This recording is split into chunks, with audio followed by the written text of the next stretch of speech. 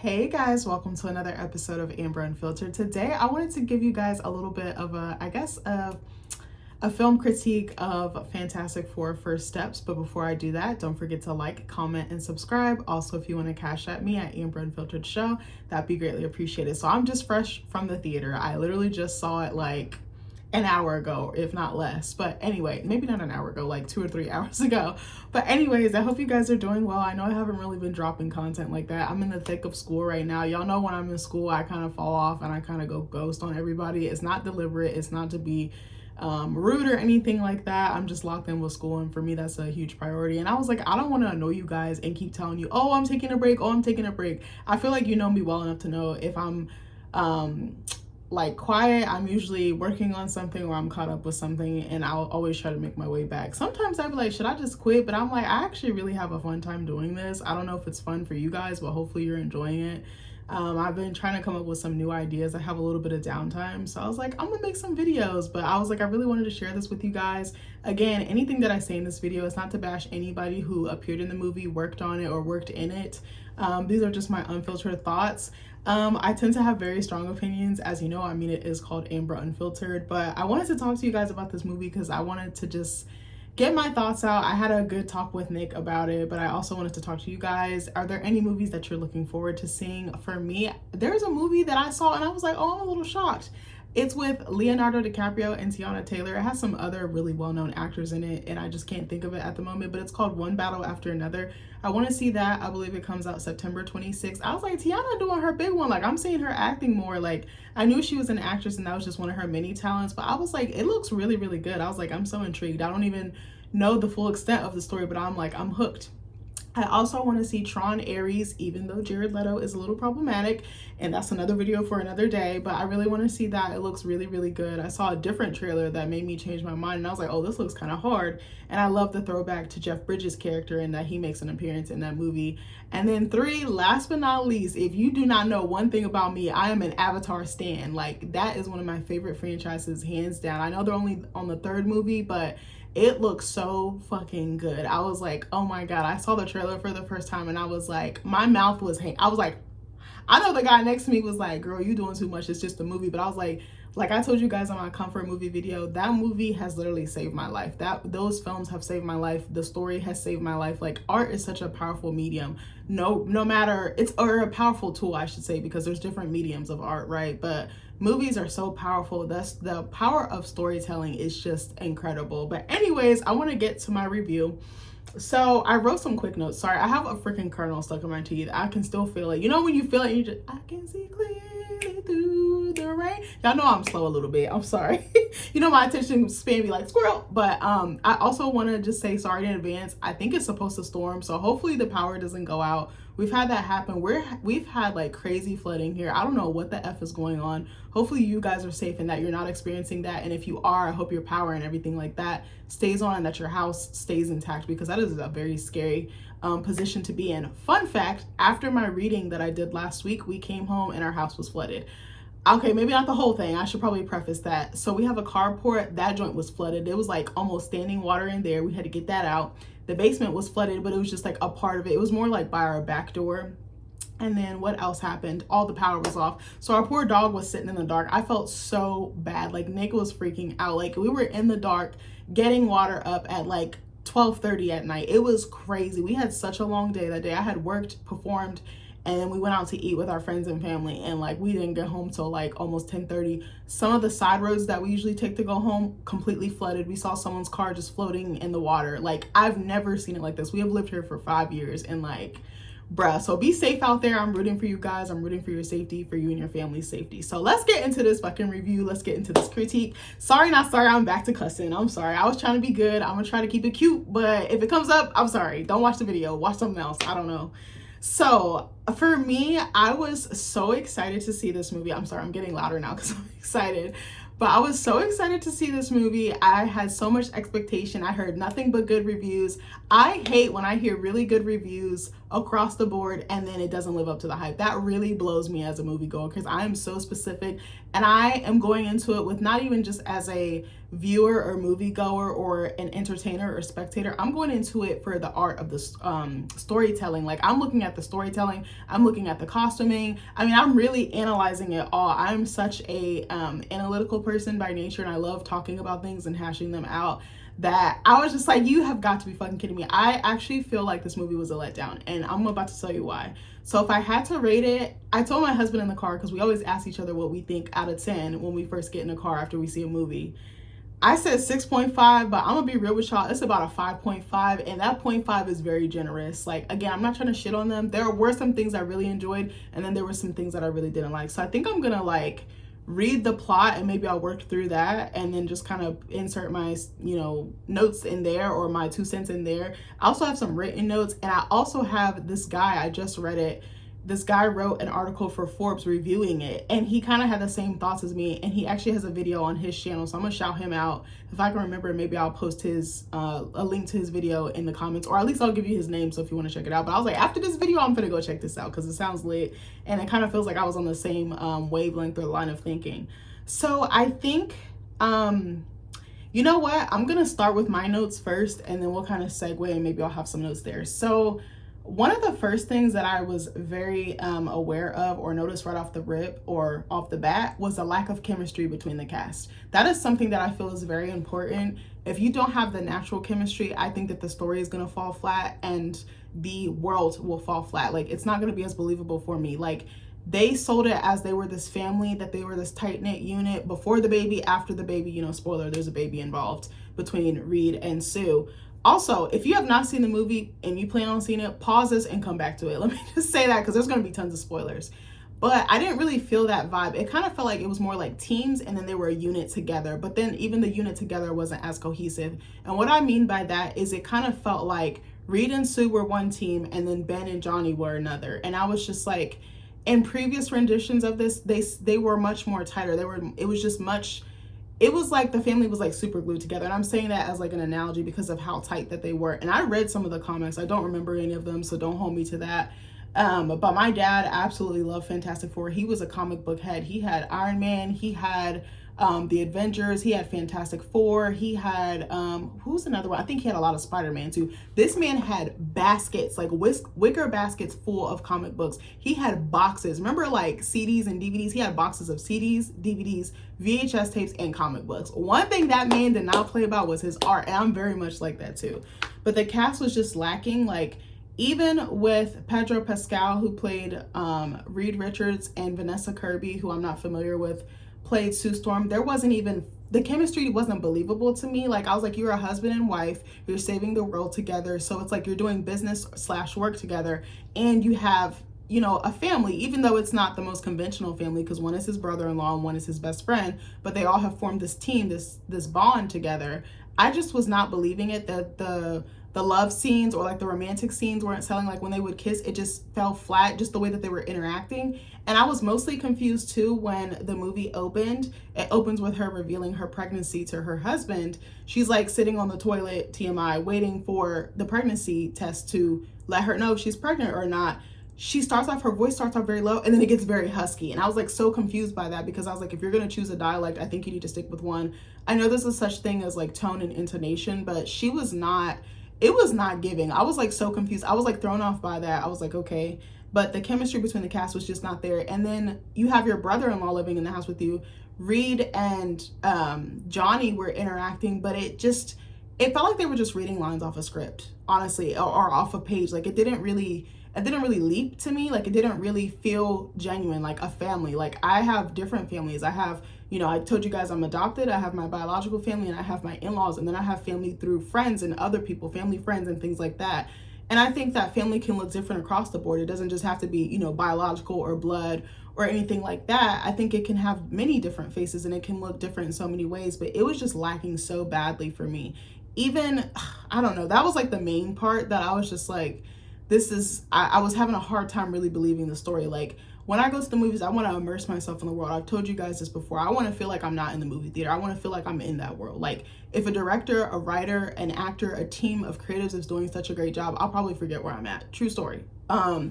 So anyway, I did want to say, I'm going to kind of be going through pros and cons, and then I'll give you some other feedback. So some of the set pieces, I would say pretty much all of them were really great. I actually thought it was the 70s, but I read online that it's actually the 60s. It gave more 70s vibes to me, but that's just what I was picking up, maybe because I'm a 70s-aholic. Like, I love the 70s.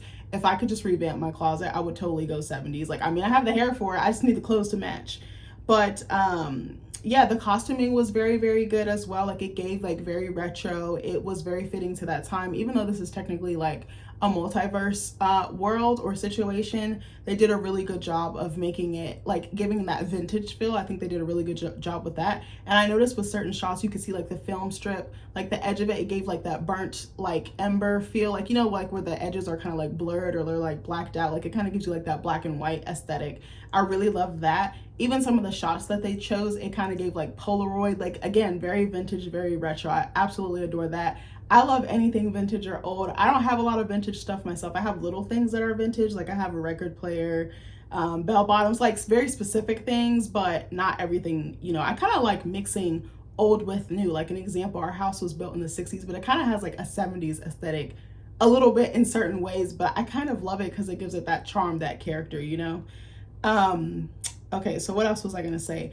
I also wish that the pacing was a little bit better because okay, so in the beginning, it just jumps right in. Like, it just establishes, okay, they're this perfect team of superheroes. They're flawless, basically. They're saving the world. It just showed them saving the world in different aspects until they finally come across or encounter this enemy, aka the Silver Surfer / Galactus, who basically is gonna fuck their whole shit up. He wants to eat their planet. He wants to kill everyone on it and in it. I just feel like it just jumped right into it. Like, I would have loved to establish a little bit more of like, what do the characters want? What motivates them? What doesn't motivate them? What are their likes? What are their dislikes? Like, I would have loved to get a little bit more of a feel for that, or like some of their goals. You know, it was just like they were so perfect and well-rounded that it kind of, like, I think something that the writers for Avengers did really well was making the heroes flawed, and they were more human. They leaned more into their humanity. Even though they're basically like God status or God tier, they have things that they're not good at. Like Iron Man, it was his temper. It was the way he saw the world, his perspective. His ego would get him caught up.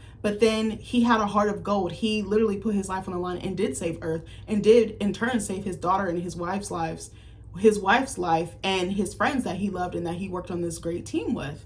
I think even, you know, just, I don't know, like, I just felt like that was missing. And then in other times it was just so slow, and it was taking forever to build up to the action, to build up to the tension, the climax, or whatever. I also feel like there wasn't really a lot of tension. It was just like, okay, it was like A, B, C, D. Like, it was just like, okay, point 1 goes to point 2, goes to point 3. Like, it wasn't, I wish there was a little bit more failure or a little bit more flaw just to make me connect with them more, because I feel like I love characters who are messy, who are complicated, who don't get everything right, because that's all of us, right? We're looking for ourselves when we go in this, and not just ourselves, people that we know, people that we love, situations that we heard of. We want to be able to relate. We want to be able to connect on some level, and for me, it just was lacking in that department.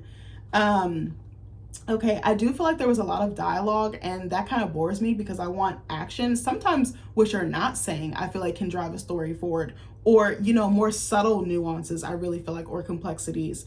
There were times we went to an IMAX theater and we actually found out when we were walking in that it was a newly built IMAX theater. So that was kind of nice to like be like one of the first people to be in there. I'm sure there were other people before us, but like to be one of the, you know, first set of moviegoers to go in there, I was like, that's pretty fire. Like, and it was a very nice theater. It was well worth the price. IMAX is not cheap. It was like $26, $27 per ticket. It was almost $60 for movie tickets for just 2 people. I was like, oh my God, can you imagine when we have kids? Like, bro, I can't. I'm gonna have to take out a loan. But I was like, I really want to see this. This film was shot in this. The director shot this movie with the intention of it being seen with all the bells and whistles. I don't mind paying extra if it's for a great experience and for a great story. But for me, I am glad I saw it in IMAX, but I was like, I won't be going to see every single movie in IMAX. Like, I'm definitely going to go see Avatar 3, Fire and Ash in IMAX. Like, it's a given, baby. But in the beginning, what I said that to say, we went to an IMAX theater, and Pedro Pascal's lines were like very jumbled, and like the dialogue, not staticky, but like I couldn't understand what was being said, and it was said so loud. It was like loud but not. Like it was loud but not illegible or like audible. I don't know if that makes sense, but it was just jumbled together. It was just like he's like, and I was like, what is going on? So some of the time I had no idea what was even going on, like from scene to scene, like especially if they were consecutive scenes. I was like, okay, he said something, but I don't know if it's driving the story or if it's just banter or interaction or intimacy with another character that he's building. So that was very frustrating. Some of the other characters I kind of felt the same way. I was like, I have no idea what's going on again, and I feel so lost. Like I feel like I need closed captioning right now, and usually I don't really watch a lot of stuff with closed captioning unless it's like a foreign film or something like that, or again audio issues, or just music and other elements kind of dominating the dialogue, because that happens too if you're not editing carefully.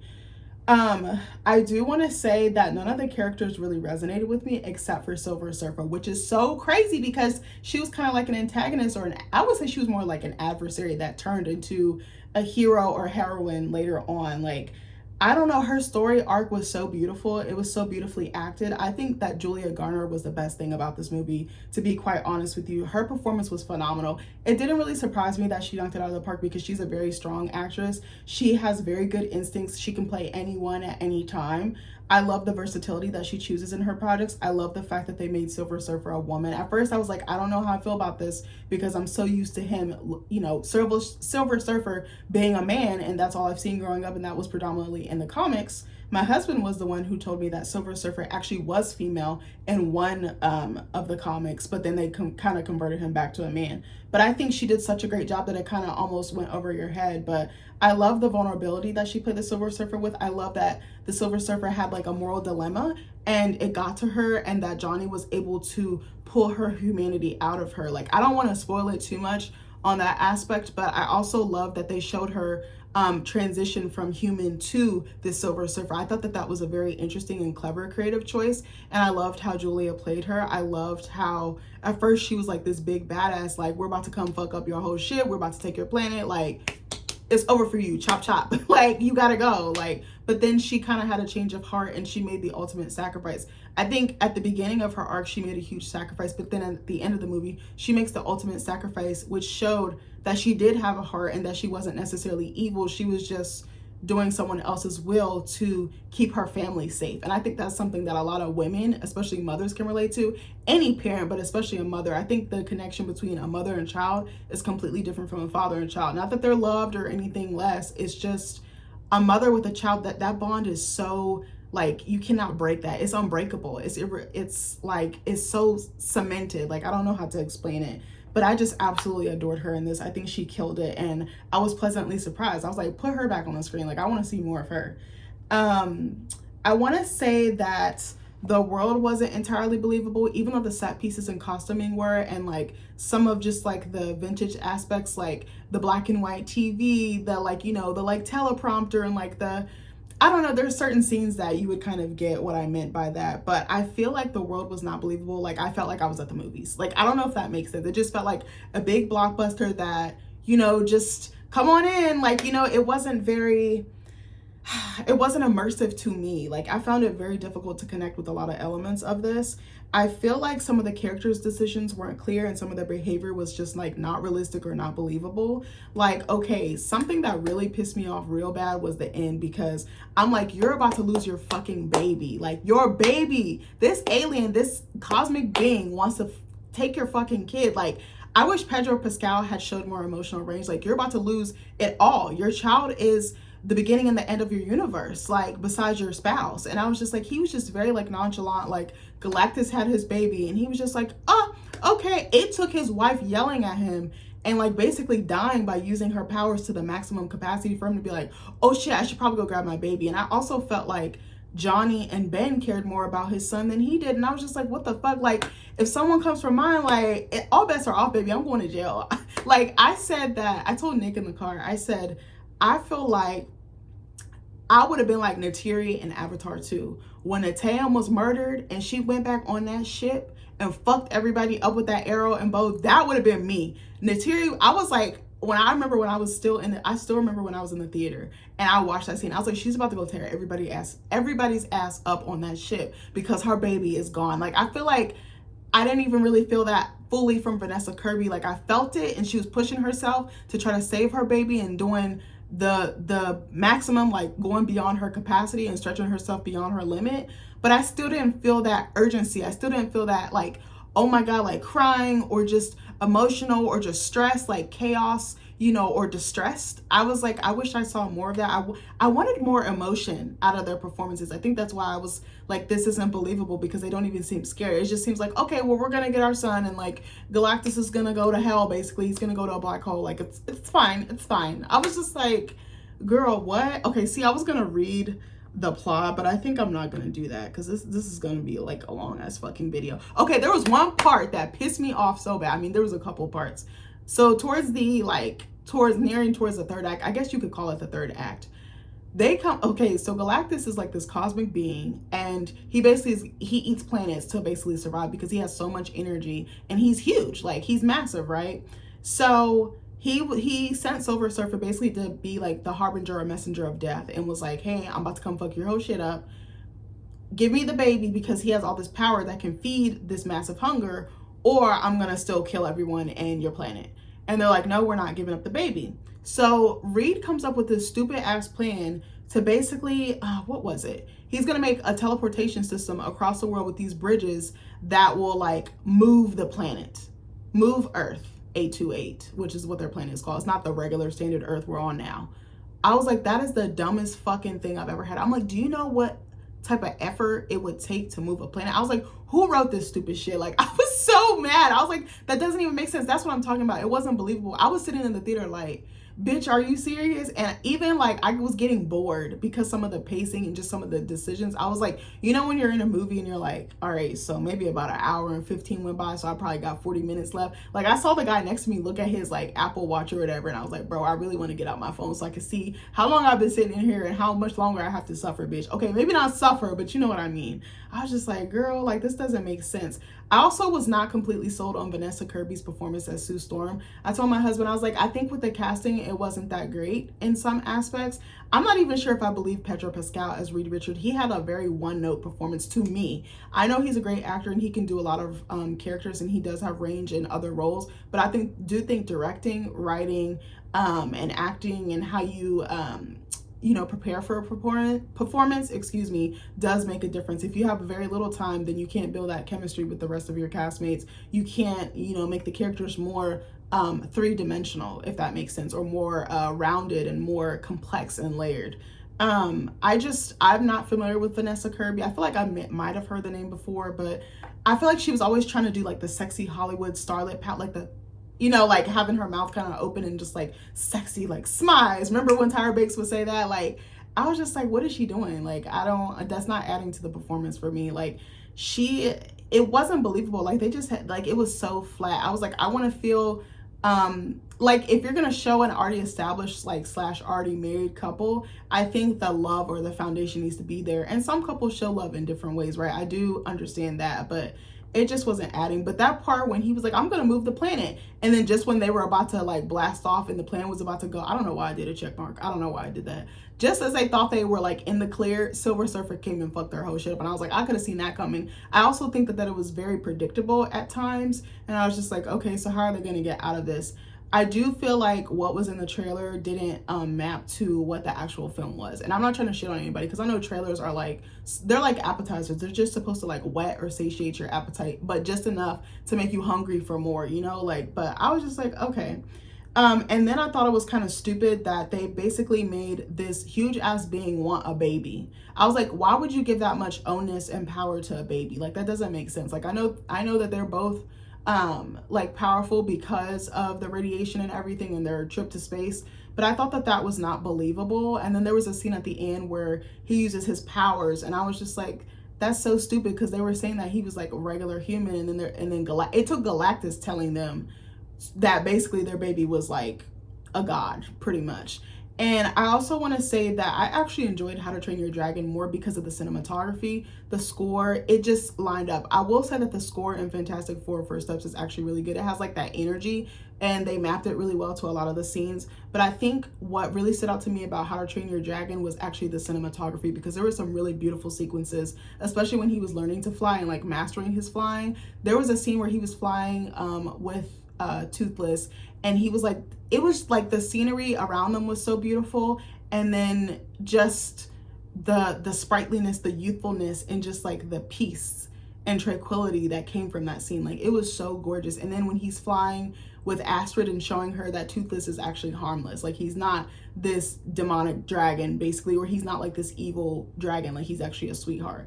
Like, there were such good scenes in that movie. I think that the cinematography actually lacked in this one. Like I feel like there was like one or two scenes I was like, all right, that's kind of fire, like literally, no pun intended. But there was a scene where they went to meet Galactus, and then they were leaving, and Silver Surfer was chasing them out, and Johnny was like, it was like a tunnel of fire, but she was like surfing the wave of fire. Like, it was literally fire. Like, I was like, oh my God, this is a tight scene. And I feel like there was one more, but I can't even remember what it was. Usually if I see an image that really stuck with me, I will like obsess over it, because I'm like, that was so gorgeous. Like, someone like took the time to like technically arrange that and then make it pop on the screen. They took the time to color that, to edit it, to cut it. Like, it's such an art, and it's so time consuming. Like, we don't realize like how amazing that, you know, filmmaking is. It's such a beautiful art form. So, okay, let me go to this guy's review. The name of this review is Fantastic Four Review. First Steps is another dull MCU snooze fest that refuses to have fun, by Eric Kane. And it's spelled E-R-I-K space K-A-I-N. Sorry, I think there's an ambulance or something rolling by.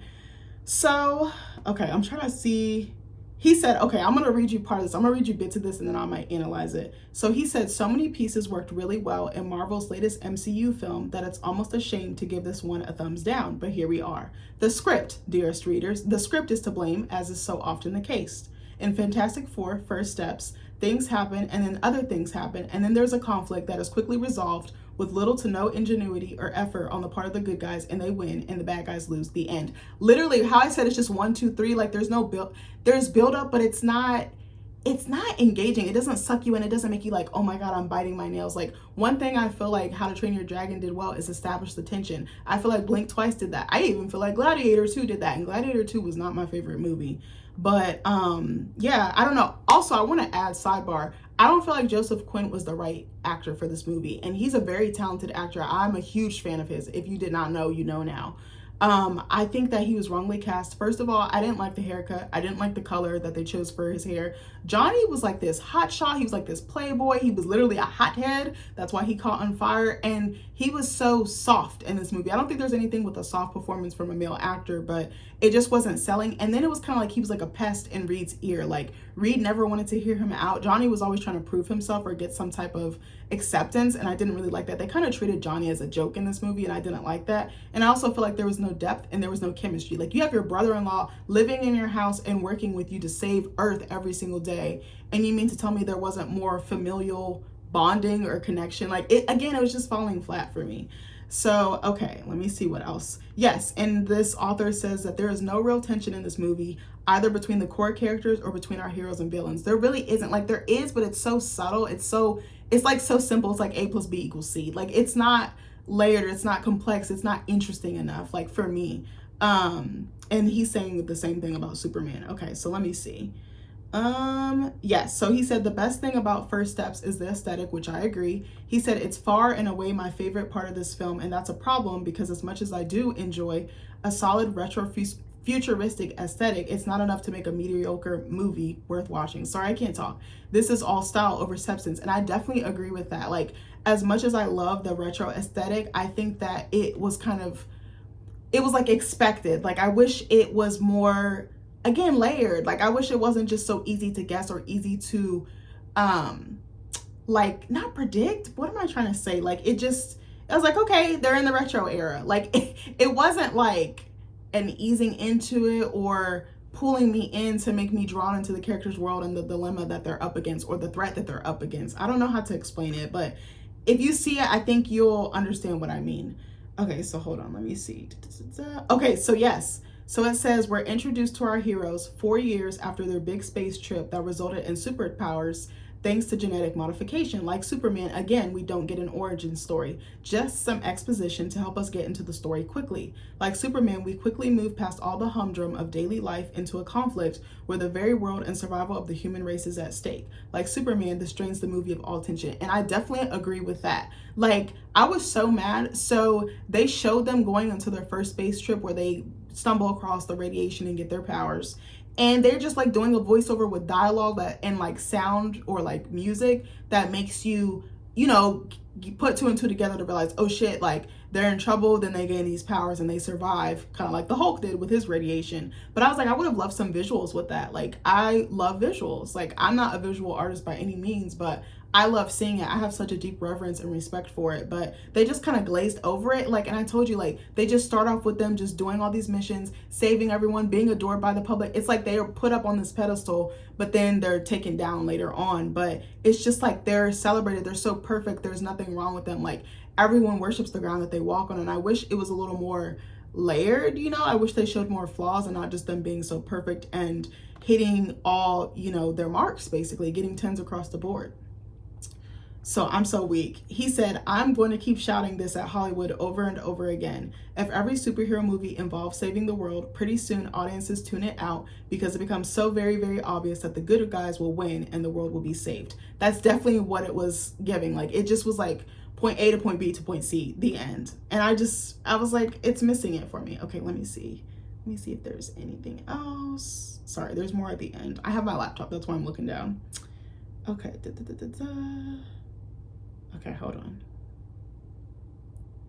Yeah, they're basically talking about how they just like track Galactus down like it's, you know, let me just plug it into the GPS to go into hyperspace. So I was like, what the fuck? Like, it was just like too simple, and it was too, like, there wasn't enough challenges. There wasn't enough obstacles, I think, that, because I feel like we love those because they round out our characters, they round out our heroes, and they make them worth rooting for. I don't feel like any of these heroes were worth rooting for, which really fucking sucked.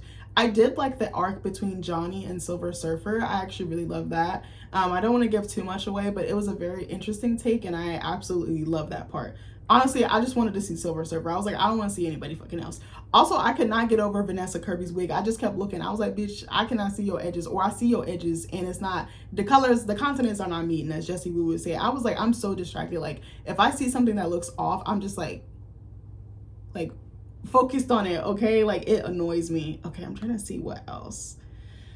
Yeah, he's just basically saying how easy it is for the Fantastic Four, and like they're not really struggling. And I was like, literally. And they're just saying, he's comparing how what was it, like the Marvel universe, cinematic universe built up Thanos, whereas Galactus is just thrown out there. And I was like, okay. Even my husband was like, I agree with you. He was like, the reason why I gave it a higher rating than you as far as the score was because of the villain. And I was like, the villain just felt clunky. He felt like a clunky Godzilla. He really didn't do anything for me. Like, he wasn't as menacing or as imposing as I would have liked for him to be. He just knocked over some fucking buildings, and it took like a year for him to walk. So I was like, bitch, can we get to the point? Like, it just wasn't giving for me. Okay, let me see. Okay, hold on. I was trying to see. Okay, hold on. Yes. Okay. See, he said the same thing that I did. He said the cast was fine, but they didn't really connect like a family. And that's the same thing I felt. You're going to sell me this family story, then I want family. Like, I want all the messy parts. I want all the good parts. I want all the in-between parts. I wasn't really getting it. He said the chemistry wasn't really there. The thing felt really true to the character here. And I would have to agree with that. Also, Natasha Lyonne played a love interest, Rachel Rowan or something like that, for the thing. She was in the movie for all of like 2 or 3 scenes, and I'm like, that would have been nice to flesh out. I remember Kerry Washington was in the one with Chris Evans that came out in like 04, 05. I actually love their story. I love the fact that she was blind and she had to love him for, you know, his inner appearance, even though she could feel like the rock structure that he was.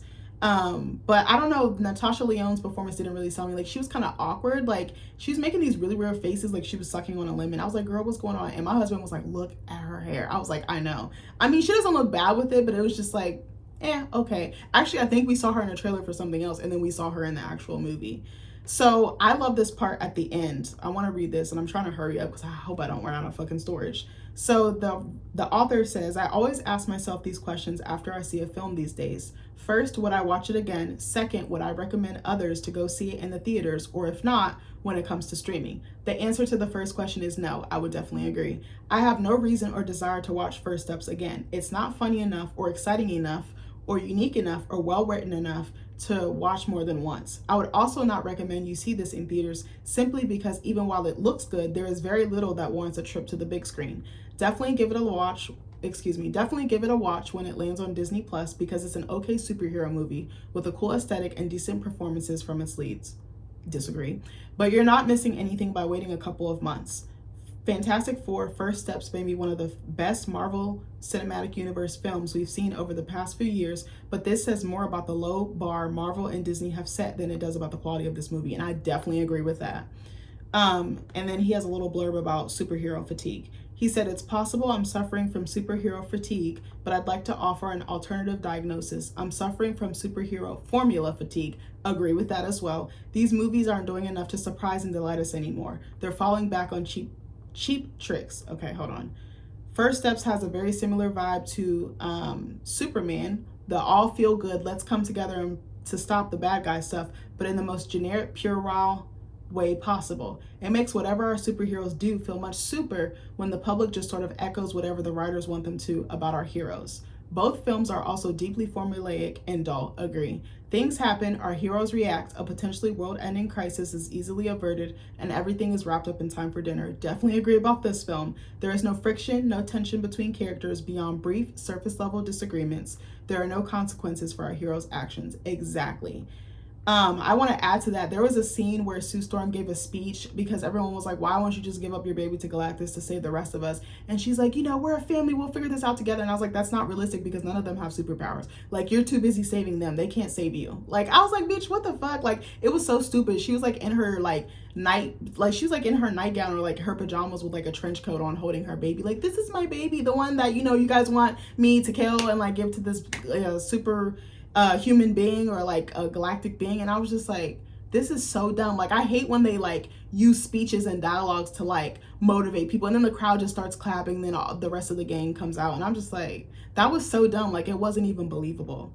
And so then the last paragraph says, and because there are no consequences, we never get heroes with any real agency. Definitely agree. Where are the hard choices or sacrifices they're required to make? Which is why we love the Avengers so much, because they lost sacrifices. I mean, Black Widow, where she sacrificed herself, she gave up her family and essentially the love of her life.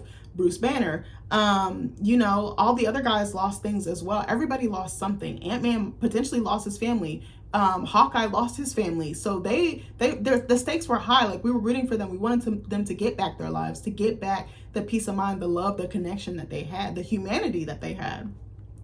He said, where are there mistakes made that lead to worse outcomes or hard bargains? Exactly. I wish there was more tension between the characters. Like, I think what I loved about Iron Man and Captain America was that they had tension and they had different views and beliefs. And remember, Cap went behind his back, Iron Man went behind his back, and then it caused this whole shit. Remember, he wanted to protect Bucky because he had killed Iron Man's parents, and Iron Man was like, I'm with the smoke. Like, that is such beautiful tension, I feel like, because it's like, what would you do in that situation? Are you going to tear his ass up or not?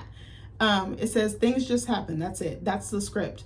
Things happen, the end. Just enough jokey bits are tossed like scraps from the dinner table to distract us from the lousy script, the disappointing villains, and the lackluster heroics. But hey, whatever. It's just a comic book movie. I agree with everything. There were some comedic bits in here, but some just really did not land. They were not natural. They felt very forced. Like, I feel like Joseph Quinn, aka Johnny Storm, was forcing some of his comedic timing, and I was like, he doesn't really need to do that because he has enough charm and talent that he doesn't need to pull it out of his ass, if that makes sense. But I'm glad I got to see the movie. I'm glad we got out of the house. I'm glad I got dressed up. I put some lipstick on because I was like, I want to do something to make myself feel pretty, to make myself feel good. I got dressed up a little bit. We went out to eat before. We had brunch. It was really nice. The weather was nice until basically we got home and then all hell broke loose. But anyways, I hope you guys enjoyed this review. Let me know, are you planning to go check out this movie? Are you going to wait for streaming? Are you just not interested at all? What are some films that you want to check out? I love you guys, and I'll see you in the next video. Bye.